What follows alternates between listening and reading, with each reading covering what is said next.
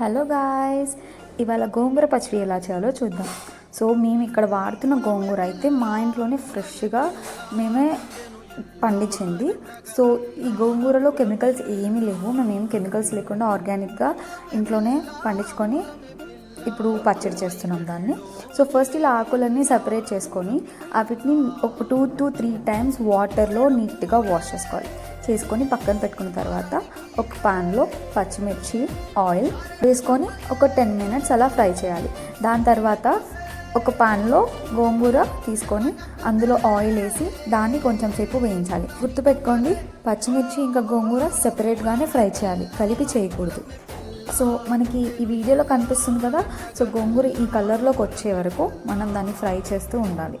ఇలా మొత్తం ఆకులన్నీ ఈ కలర్లోకి టర్న్ అయిపోయిన తర్వాత ముందుగా మనం వేయించుకున్న పచ్చిమిర్చిలో ఈ ఆకుల్ని కూడా మిక్స్ చేసేయాలి.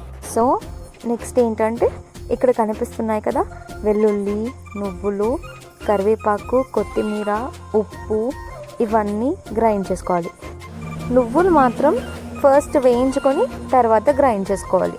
సో నేను ముందు నువ్వులు సపరేట్గా గ్రైండ్ చేసుకొని ఆ తర్వాత వెల్లుల్లి, కొత్తిమీర, ఉప్పు ఇవి సపరేట్గా మిక్సీ చేసుకుంటున్నాను. ఎందుకంటే నువ్వులు మంచిగా నలగాలి అని సపరేట్గా మిక్స్ చేశాను. తర్వాత మనం వేయించి పెట్టుకున్న గోంగూర, పచ్చిమిర్చి ఇవి రెండు కూడా గ్రైండ్ చేసుకోవాలి.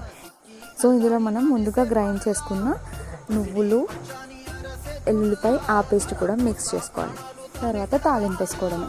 సో తాలింపుకి ఏమేమి వేసామంటే ఆయిల్లో కొంచెం పసుపు, మినపప్పు, శనగపప్పు, ఎండుమిర్చి, ఆ తర్వాత కరివేపాకు ఇవన్నీ వేసి వెల్లుల్లిపాయలు కూడా వేసిన తర్వాత అది కొంచెం సేపు ఫ్రై అయిన తర్వాత మంచిగా గోల్డెన్ బ్రౌన్లోకి రావాలి. శనగపప్పు అంతా వచ్చిన తర్వాత మన గోంగూర పచ్చడిని యాడ్ చేసుకొని మిక్స్ చేసుకుంటే చాలా హెల్దీ అయిన గోంగూర పచ్చడి రెడీ. సో దీనివల్ల చాలా